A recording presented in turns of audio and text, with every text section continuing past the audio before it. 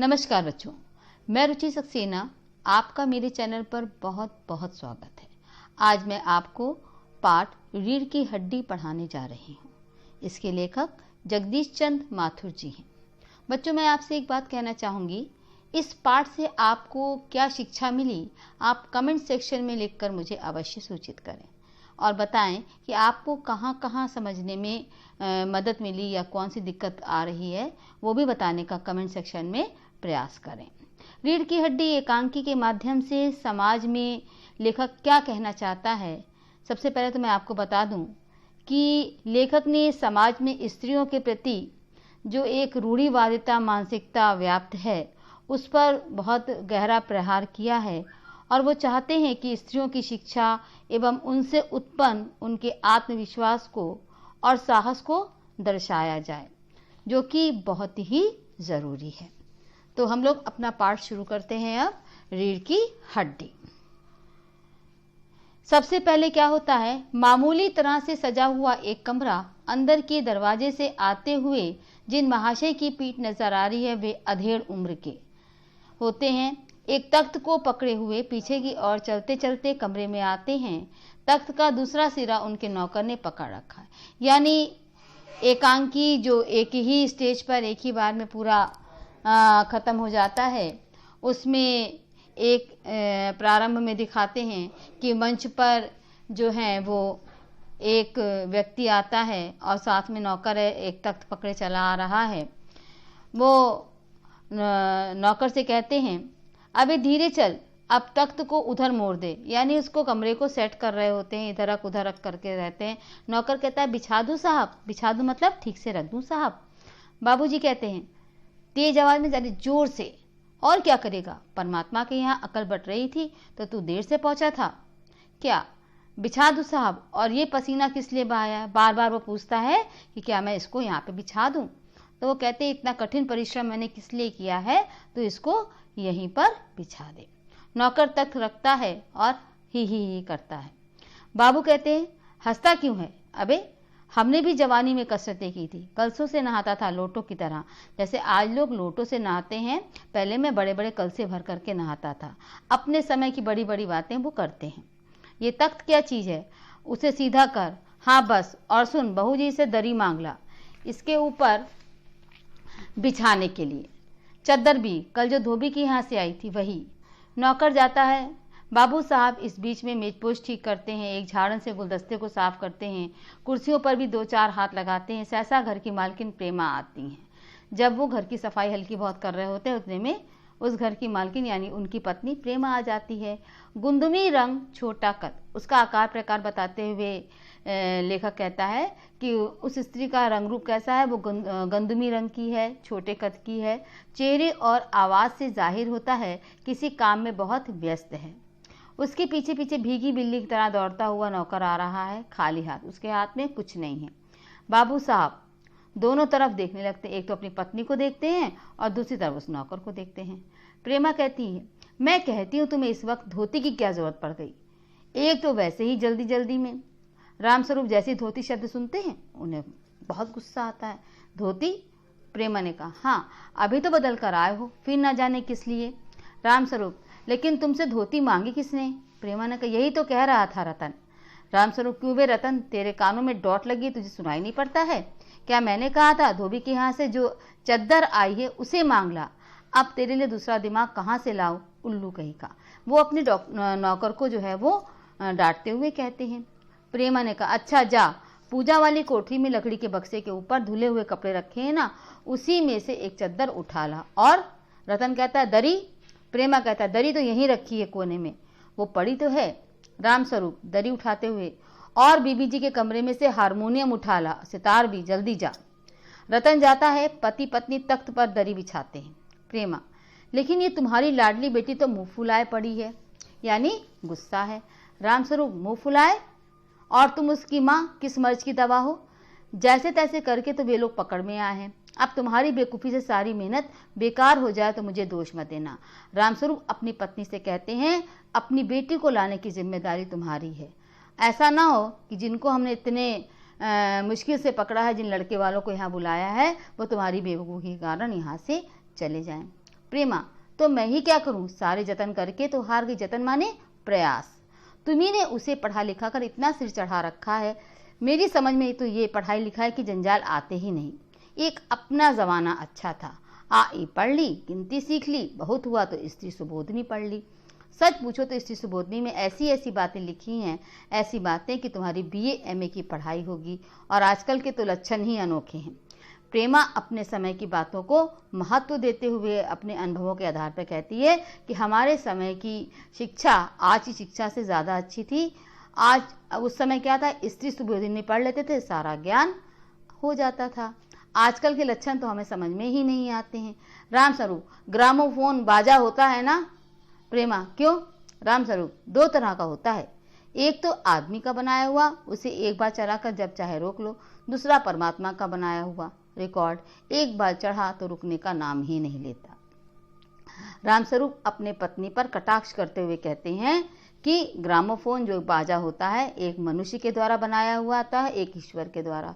मनुष्य का बनाया हुआ ग्रामोफोन तो जब मनुष्य चाहे रोक देता है, लेकिन परमात्मा के ग्रामोफोन जो बनाया होता है यानी मनुष्य, उसका जो रिकॉर्ड एक बार चालू हुआ तो रुकने का नाम नहीं लेता है। प्रेमा, हटो भी, तुम्हें ठिठोली ही सूझती रहती है। ठिठोली माने हंसी मजाक। ये तो होता नहीं कि उस अपनी उमा को राह पर लाते। अब देर ही कितनी रही है उन लोगों के आने में। राम स्वरूप, तो क्या हुआ? प्रेमा, तुम्ही ने तो कहा था जरा ठीक ठाक करके नीचे लाना। आजकल तो लड़की इतनी ही सुंदर हो, बिना टिम टाम के भला कौन पूछता है। इसी मारे मैंने तो पाउडर वाउडर सब उसके सामने रखा था, पर उसे तो इन चीज़ों से ना जाने किस जन्म की नफरत है। मेरा कहना था आंचल में मुंह लपेट कर लेट गई। भाई मैं बाज आई तुम्हारी इस लड़की से। प्रेमा ने अपनी कठिनाई को बताते हुए कहा कि मैंने तुम्हारी बेटी से तैयार होने के लिए कहा था, लेकिन वो तो तैयार होने को तैयार ही नहीं है। रामस्वरूप, ना जाने कैसा किसका दिमाग है, वरना आज की लड़कियों के सहारे तो पाउडर का कारोबार चलता है, यानी हर लड़की तैयार होने के लिए बिल्कुल तैयार रहती है। प्रेमा, अरे मैंने तो पहले ही कहा था एंट्रेंस ही पास करा देते, लड़की अपने हाथ रहती और इतनी परेशानी ना उठानी पड़ती, पर तुम्हें तो। रामस्वरूप बात काट कर चुप चुप दरवाजे से झांकते हुए, तुम्हें कतई अपनी जबान पर काबू नहीं है, यानी तुम अपनी जबान को रोक नहीं सकती हो। कल ही बता दिया था उन लोग सबके सामने जिक्र और ढंग से होगा, मगर तुम तो अभी से सब कुछ उगले देती हो, उनके आने तक तो न जाने क्या हाल करोगी। प्रेमा, अच्छा बाबा मैं ना बोलूँगी, जैसी तुम्हारी मर्जी करना, बस मुझे तो मेरा काम बता दो। रामस्वरूप, तो उमा को जैसे हो तैयार कर लो, ना सही पाउडर वैसे कौन सी बुरी है, पान लेकर भेज देना उसे। नाश्ता तो तैयार है ना? रतन का आना, आ गया रतन, इधर ला इधर, बाजा नीचे रख दे, चद्दर खोल, पकड़ तो जरा उधर से। वो ठीक से चद्दर को दरी पर बिछाते हैं। प्रेमा, नाश्ता तो तैयार है, मिठाई तो वे लोग ज़्यादा खाएंगे नहीं, कुछ नमकीन चीज़ें बना दी हैं, फल रखे हैं ही, चाय तैयार है और टोस्ट भी, मगर हाँ मक्खन तो आया ही नहीं। फिर रामस्वरूप को गुस्सा आता है, कहते हैं क्या कहा, मक्खन नहीं आया? तुम्हें भी किस वक्त याद आई है? जानती हो मक्खन वाले की दुकान दूर है, पर तुम ठीक वक्त पर कोई बात सोचती ही नहीं। अब बताओ रतन मक्खन लाए कि यहाँ का काम करे? दफ्तर की चपरासी से कहा था आने के लिए, सो नखरों के मारे, यानी उनके यहाँ से नौकरी और चपरासी भी नहीं आ पाया। प्रेमा, यहाँ का काम कौन ज़्यादा है, कमरा तो सब ठीक ठाक है ही, बाजा सितार आ ही गया है, नाश्ता बराबर वाले कमरे में ट्रे में रखा हुआ है, सो तुम्हें पकड़ा दूंगी, एक आध चीज खुल ले आना। इतनी देर में रतन मक्खन ले आया, दो आदमी ही तो हैं। रामस्वरूप, हाँ एक तो बाबू गोपाल प्रसाद और दूसरा खुद उनका लड़का। देखो उमा से कह देना जरा करीने का मतलब बच्चों क्या होता है, तरीके से आए। ये लोग जरा ऐसे ही हैं। गुस्सा तो मुझे बहुत आता है इनके दकियानुसी ख्यालों पर। खुद पढ़े लिखे हैं, वकील हैं, सभा सोसाइटी में जाते हैं, मगर लड़की चाहते हैं ऐसी कि ज़्यादा पढ़ी लिखी ना हो। प्रेमा, और लड़का? रामस्वरूप, बताया तो था तुम्हें, बाप शेर तो लड़का सवा शेर, बीएससी के बाद लखनऊ में ही तो पढ़ता है, मेडिकल कॉलेज में। कहता है शादी का सवाल दूसरा है, तालीम का दूसरा। तालीम मीन्स शिक्षा। क्या करूं, मजबूरी है, मतलब अपना है, वरना इन लड़कों और उनके बापों की ऐसी कोरी कोरी सुनाता कि ये भी रतन, जो अब दरवाजे के पास चुपचाप खड़ा हुआ था, जल्दी से बाबूजी बाबूजी। रामस्वरूप, क्या हुआ? रतन, कोई आते हैं। रामस्वरूप दरवाजे से बाहर झांककर जल्दी मुंह अंदर करते हुए, अरे ए प्रेमा, वो आ भी गए। नौकर पर नजर पड़ते ही, अरे तू यहीं खड़ा है बेवकूफ, गया नहीं मक्खन लाने, सब चौपट कर दिया। अबे उधर से नहीं, अंदर के दरवाजे से जा। नौकर अंदर जाता है। और तुम जल्दी करो प्रेमा, उमा को समझा देना, थोड़ा सा गा देगी। प्रेमा जल्दी से अंदर की तरफ जाती है। उसकी धोती जमीन पर रखे हुए बाजे से अटक जाती है। प्रेमा, ओह, ये बाजा नीचे ही रख गया है, कमबख्त। रामस्वरूप, तुम जाओ, मैं रख ही देता हूँ जल्दी।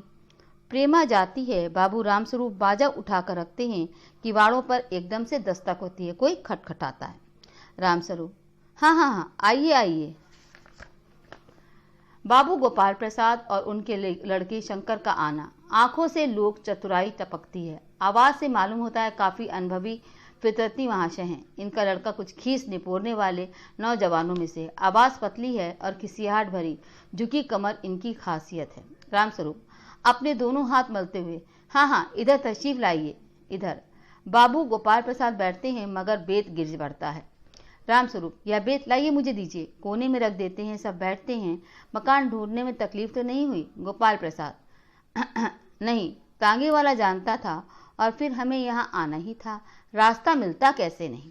रामस्वरूप, हाँ हाँ, ये तो आपकी बड़ी मेहरबानी, मैंने आपको तकलीफ तो दी। गोपाल प्रसाद, अरे नहीं साहब, जैसा मेरा काम वैसा आपका काम। आखिर लड़के की शादी तो करनी ही है, बल्कि यूँ कहिए कि मैंने अपने आप के लिए खासी परेशानी कर दी। रामस्वरूप, हाँ हाँ, ये लीजिए। आप तो मुझे कांटों में घसीटने लगे, हम तो आपके ही सेवक हैं। थोड़ी देर बाद लड़के की और मुखातिब होकर, और कहिए शंकर बाबू, कितने दिनों की छुट्टियां हैं? शंकर जी, कॉलेज की छुट्टियां नहीं है, वीकेंड में चला आया था। रामस्वरूप, आपके कोर्स खत्म होने में तो अब साल भर रहा होगा। शंकर जी, यही कोई साल 2 साल। रामस्वरूप चौंक जाते हैं। साल 2 साल? शंकर, हाँ हाँ जी, 1 साल का मार्जिन रखता हूँ। गोपाल प्रसाद फिर उस बात को स्पष्ट करते हैं। कहते हैं, बात यह है साहब कि शंकर 1 साल बीमार हो गया था। क्या बताएं, इन लोगों की इसी उम्र में सारी बीमारियां सताती हैं। एक हमारा ज़माना था, स्कूल से आके दर्जनों कचौड़ियां उड़ा जाते थे, मगर फिर जो खाना खाने बैठते तो वैसे ही वैसे भूख। अपने समय के अनुभवों को स्पष्ट करते हुए गोपाल प्रसाद बीमारी का स्पष्टीकरण देते हुए रामस्वरूप जी से कहते हैं कि आज तो जरा सा कुछ खा लेते हैं, बच्चे बीमार हो जाते हैं। हमारे समय में चाहे कितनी भी कचौड़ियाँ खा लेते थे, हम लोग बीमार नहीं होते थे और बाद में खाना भी भरपेट खाते थे। रामस्वरूप, कचौड़ियाँ भी उस जमाने के पैसे की 2 आती थी। रामस्वरूप भी हाँ में हाँ मिलाते हैं। गोपाल प्रसाद, जनाब यह हाल था कि 4 पैसे में ढेर सी बलाइयाँ आती थीं और अकेले 2 आने की हजम करने की ताकत थी, अकेले। और अब तो बहुतेरे खेल वगैरह भी होते हैं स्कूल में। तब ना कोई वॉलीबॉल जानता था, ना टेनिस, ना बैडमिंटन, बस कभी हॉकी या क्रिकेट कुछ लोग खेला करते थे। मगर मजाल की कोई कह जाए लड़का कमज़ोर है। शंकर और रामस्वरूप खीसे निपोड़ते हैं। खीसे निपोड़ने का मतलब होता है हंसते हैं। रामस्वरूप, जी हाँ जी हाँ, उस जमाने की बात ही दूसरी थी। गोपाल प्रसाद बहुत जोश भरी आवाज में, और पढ़ाई का ये हाल था कि एक बार कुर्सी पे बैठे कि 12 घंटे की सीटिंग हो जाती थी। 12-12 घंटे तक हम लोग पढ़ते रहते थे। जनाब मैं सच कहता हूँ कि उस जमाने का मैट्रिक भी वो अंग्रेजी लिखता था फर्राटे की कि आजकल के एमए भी मुकाबला नहीं कर सकते। वो अपने ज़माने की तारीफ करने लगते हैं। रामस्वरूप, जी हाँ, ये तो है ही। गोपाल प्रसाद, माफ़ कीजिएगा बाबू रामस्वरूप, उस ज़माने की याद आती है, अपने को जब्त करना मुश्किल हो जाता है। जब हम अपने ज़माने को याद करते हैं तो आज के समय को हजम करना थोड़ा सा मुश्किल हो जाता है। रामस्वरूप, जी हाँ, वो तो रंगीन ज़माना था, रंगीन। शंकर भी ही करता है। गोपाल प्रसाद एक साथ अपनी आवाज़ और तरीका बदलते, अच्छा तो साहब बिजनेस की बातचीत हो जाए। गोपाल प्रसाद का एकदम से रुख बदलता है और वो कहते हैं बिजनेस की बातचीत हो जाए। बिजनेस शब्द यहाँ पर बच्चों किस लिए आया है? विवाह के लिए। रामस्वरूप चौंक कर, बिजनेस? बिज समझकर, ओह अच्छा अच्छा, लेकिन जरा नाश्ता तो कर लीजिए। रामस्वरूप समझ गए कि गोपाल प्रसाद शादी के विषय में बात कर रहे हैं और शादी को वो एक बिजनेस मानते हैं। गोपाल प्रसाद, ये सब आप क्या तकल्लुफ़ करते हैं? रामस्वरूप, हाँ हाँ, तकल्लुफ़ किस बात का है? ये तो मेरी बड़ी तकदीर है कि आप मेरे यहाँ तशरीफ़ लाए हैं, मेरे यहाँ आए हैं, वरना मैं किस काबिल हूँ। माफ़ कीजिएगा जरा, अभी हाजिर हुआ, अंदर जाते हैं। गोपाल प्रसाद थोड़ी देर बाद दबी आवाज़ में, आदमी तो भला है, मकान से हैसियत भी बुरी नहीं मालूम होती, पता चले लड़की कैसी है। शंकर जी, बेटा और बाप आपस में बातचीत करते हैं कि हाँ, इनके घर की हालत देखकर लगता है कि ये लोग ठीक ठाक है, मकान भी ठीक है, हैसियत भी अच्छी है, अब लड़की देख लेते हैं। कुछ खासकर इधर उधर देखता है गोपाल प्रसाद। क्यों, क्या हुआ? शंकर, कुछ नहीं। गोपाल प्रसाद, झुककर क्यों बैठते हो? ब्याह तय करने आए हो, कमर सीधी करके बैठो। तुम्हारे दोस्त ठीक कहते हैं कि शंकर की बैकबोन। इतने में बाबू रामस्वरूप आते हैं, हाथ में चाय की ट्रे लेकर मेज पर रख देते हैं। गोपाल प्रसाद, आखिर आप माने नहीं? रामस्वरूप चाय प्याले में डालते हुए, हाँ, आपको विलायती चाय पसंद है या हिंदुस्तानी? गोपाल प्रसाद, नहीं साहब, मुझे आधा दूध आधी चाय दीजिए और ज़रा चीनी ज़्यादा डालिएगा। मुझे तो भाई ये नाश्ता नया फैशन पसंद नहीं। एक तो वैसे ही चाय में पानी काफ़ी होता है और फिर चीनी भी नाम के लिए डाली जाए, जायका क्या रह जाएगा? रामस्वरूप, हाँ, कहते तो आप सही हैं। प्याला पकड़ते हैं चाय का और शंकर खखार कर, सुना है सरकार अब ज़्यादा चीनी लेने वालों पर टैक्स लगाएगी। गोपाल प्रसाद चाय पीते हुए, सरकार जो चाहे सो कर ले, पर अगर आमदनी करनी है तो सरकार को बस एक ही टैक्स लगाना चाहिए। रामस्वरूप शंकर को प्याला पकड़ाते, वो क्या? गोपाल प्रसाद, खूबसूरती पर टैक्स। रामस्वरूप और शंकर हंसने लगते हैं। मजाक नहीं साहब, ये ऐसा टैक्स है जनाब कि देने वाले चू भी ना करेंगे, पर शर्त यह है कि हर एक औरत पर यह छोड़ दिया जाए कि वो अपनी खूबसूरती के स्टैंडर्ड के माफिक अपने ऊपर टैक्स तय कर ले, फिर देखिए सरकार की कैसे आमदनी बढ़ती है। रामस्वरूप खूब जोर से हंसते हुए, वाह वाह, खूब सोचा आपने। वाकई आजकल ये खूबसूरती का सवाल भी बेढप हो गया है। हम लोगों के ज़माने में ये कभी उठता ही नहीं था। तश्तरी गोपाल प्रसाद की तरफ बढ़ाते हैं, लीजिए। गोपाल प्रसाद समोसा उठाते हुए, कभी नहीं साहब, कभी नहीं। रामस्वरूप शंकर की तरफ मुखातिब होकर, आपका क्या ख्याल है शंकर बाबू, किस मामले में? रामस्वरूप, यही कि शादी तय करने में खूबसूरती का हिस्सा कितना होना चाहिए? गोपाल प्रसाद, ये बात दूसरी है बाबू रामस्वरूप, मैंने आपसे पहले भी कहा था लड़की का खूबसूरत होना निहायत ज़रूरी है। कैसे भी हो, चाहे पाउडर वगैरह लगाए, चाहे वैसे ही। बात यह है कि हम आप मान भी जाएं, मगर घर की औरतें तो राजी नहीं होती। आपकी लड़की तो ठीक है। रामस्वरूप, जी हाँ, वो तो अब आप देख लीजिए। गोपाल प्रसाद, देखना क्या है, जब आपसे इतनी बातचीत हो चुकी है तब तो ये एक रस्म ही समझिए। रामस्वरूप, हाँ, आपका मेरे ऊपर भारी एहसान है। गोपाल प्रसाद, और जायचा, हाथ में वो जन्म पत्र ले लेते हैं, और मिल ही गया होगा। रामस्वरूप, जी, जायचे का मिलाना क्या मुश्किल बात है, ठाकुर जी के चरणों में रख दीजिए, बस खुद ब खुद मिला हुआ समझिए। गोपाल प्रसाद, ये ठीक कहा आपने, लेकिन हाँ, जो मेरे कानों में भनक पड़ी है ये तो गलत है ना। रामस्वरूप चौंक जाते हैं, क्या? गोपाल प्रसाद, ये पढ़ाई लिखाई के बारे में? जी हाँ, साफ बात है साहब, हमें ज़्यादा पढ़ी लिखी लड़की नहीं चाहिए। मेम साहब तो रखनी नहीं है, कौन भुगतेगा उनके नखरों को, बस हद से हद मैट्रिक पास होनी चाहिए। क्यों शंकर? शंकर, जी हाँ, कोई नौकरी तो करानी नहीं। रामस्वरूप, नौकरी का तो कोई सवाल ही नहीं उठता। गोपाल प्रसाद, और क्या साहब, देखिए कुछ लोग मुझसे कहते हैं जब आपने लड़के को BA MA पढ़ाया है तब आपकी बहू में भी ग्रेजुएट लीजिए। भला इनसे पूछिए अक्ल के ठेकेदारों से, क्या लड़कों की पढ़ाई और लड़कियों की पढ़ाई एक बात है? अरे मर्दों का काम तो है पढ़ना और काबिल होना। अगर औरतें भी वही करने लगेंगी, अंग्रेजी अखबार पढ़ने लगेंगी, पॉलिटिक्स वगैरह पर बहस करने लगेंगी, तब तो हो चुकी गृहस्थी। जनाब, मोर के पंख होते हैं मोरनी के नहीं, शेर के बाल होते हैं शेरनी के नहीं। इन बातचीतों से बच्चों ये पता चलता है कि उनके विचार अत्यधिक दकियानुसी रूढ़िवादिता से परिपूर्ण हैं और बात में वो जिस तरह के दकियानुसी विचारों को प्रस्तुत कर रहे हैं वो हृदय को झंझोरने वाले हैं।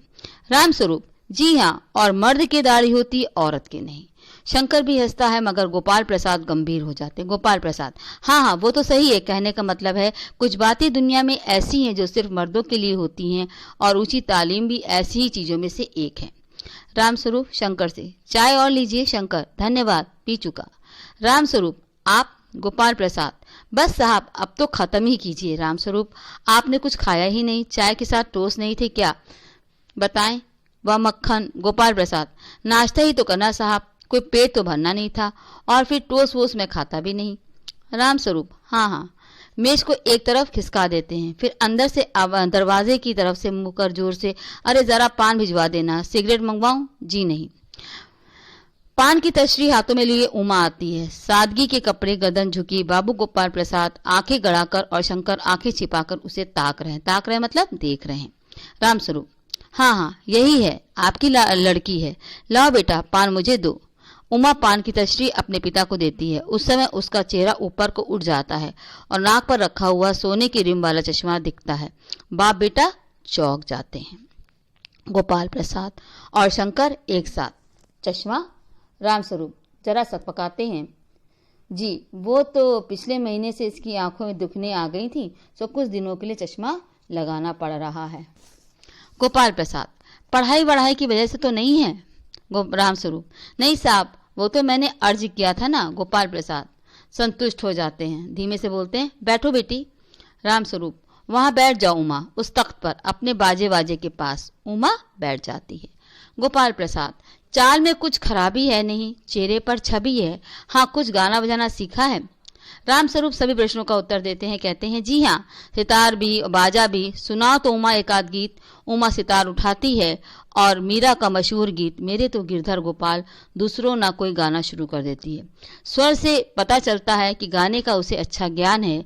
उसके स्वर में तल्लीनता आ जाती है, यहाँ तक कि उसका मस्तक उठ जाता है। उसकी आंखें शंकर की झेपती सी आंखों से मिल जाती हैं और गाते गाते एकाएक रुक जाती है। रामस्वरूप, क्यों, क्या हुआ? गाने को पूरा करो उमा। गोपाल प्रसाद, नहीं नहीं साहब, काफी है, लड़की आपकी अच्छा गाती है। उमा सितार एक तरफ रखकर अंदर जाने लगती है। गोपाल प्रसाद, अभी ठहरो बेटी। रामस्वरूप, थोड़ा और बैठो उमा। उमा बैठ जाती है। गोपाल प्रसाद उमा से, तो तुम पेंटिंग भी करती हो? उमा एकदम चुप रहती है, किसी चीज का उत्तर नहीं देती है। रामस्वरूप, हाँ वह तो मैं आपको बताना भूल ही गया, ये तस्वीर टंगी हुई है कुत्ते वाली, इसी ने खींची है, और वो उस दीवार पर भी। गोपाल प्रसाद, हाँ ये तो बहुत अच्छा है, और सिलाई वगैरह? सिलाई तो सारे घर की इसी के जिम्मे है, यहाँ तक कि मेरी कमीजें भी। गोपाल प्रसाद, ठीक, लेकिन हाँ बेटी, तुमने कुछ इनाम विनाम भी जीते हैं? उमा चुप। रामस्वरूप इशारे के लिए खांसते हैं, लेकिन उमा चुप है, उसी तरह गर्दन झुकाए। गोपाल प्रसाद अधीर हो जाते, व्याकुल हो जाते हैं कि पता नहीं अब क्या होने वाला है, और रामपरू सब पकाते हैं। रामस्वरूप, जवाब दो उमा। गोपाल प्रसाद से, हाँ हाँ जरा शर्माती है, इनाम तो इसने। गोपाल प्रसाद थोड़ा सा गुस्सा हो जाते हैं और रूखी आवाज में कहते हैं, इसे तो मुंह खोलना चाहिए। रामस्वरूप, उमा देखो आप क्या कह रहे हैं, जवाब दो ना। उमा हल्की लेकिन मजबूत आवाज में, क्या जवाब दो बाबूजी? जब कुर्सी मेज बिकती है तब दुकानदार कुर्सी मेज से कुछ नहीं पूछता, सिर्फ खरीदार को दिखला देता है, पसंद आ गई अच्छा है, वरना। रामस्वरूप को इस प्रकार के उत्तर की उम्मीद ही नहीं थी, वो चौंक कर खड़े हो जाते हैं।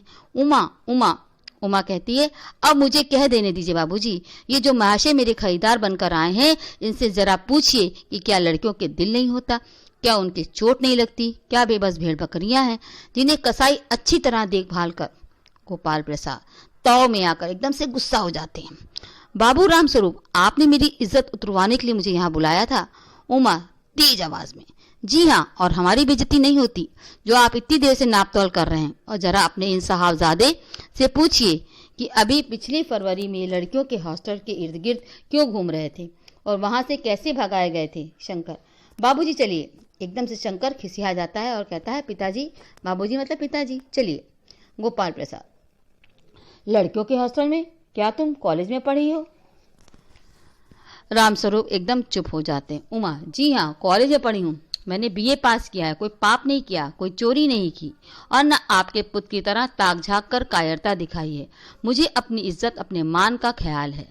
लेकिन इनसे पूछिए कि किस तरह नौकरानी के पैरों पर पड़कर अपना मुंह छिपाकर भागे थे।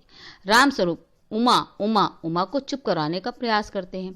गोपाल प्रसाद खड़े होकर गुस्सा में, बस हो चुका बाबू रामस्वरूप, आपने मेरे साथ दगा किया, दगा माने धोखा किया। आपकी लड़की बीए पास है और आपने मुझसे कहा था कि सिर्फ मैट्रिक तक पढ़ी है। लाइए मेरी छड़ी कहाँ है, मैं चलता हूँ। बेत उठाते हैं, बीए पास, ओफो गजब हो जाता, झूठ का भी कुछ ठिकाना है। आओ बेटे चले। दरवाजे की ओर बढ़ते हैं, तभी उमा को और गुस्सा आ जाता है। उमा कहती है, जी हाँ जाइए, जरूर जाइए, लेकिन घर जाकर जरा ही पता लगाइएगा कि आपके लाडले बेटे की रीढ़ की हड्डी भी है या नहीं, यानी बैकबोन। बाबू गोपाल प्रसाद के चेहरे पर बेबसी का गुस्सा है और उनके लड़के के रुलासापन, क्योंकि उसे पता चल जाता है कि उसका बहुत ज्यादा अपमान हो चुका है। दोनों बाहर चले जाते हैं। बाबू रामस्वरूप कुर्सी पर धम से बैठ जाते हैं। उमा सहसा चुप हो जाती है। प्रेमा का घबराहट की हालत में आना, उमा उमा रो रही है, ये सुनकर रामस्वरूप खड़े हो जाते हैं। रतन आता है। क्या कहता है? बाबूजी मक्खन। सब रतन की तरफ देखते हैं और पर्दा गिर जाता है।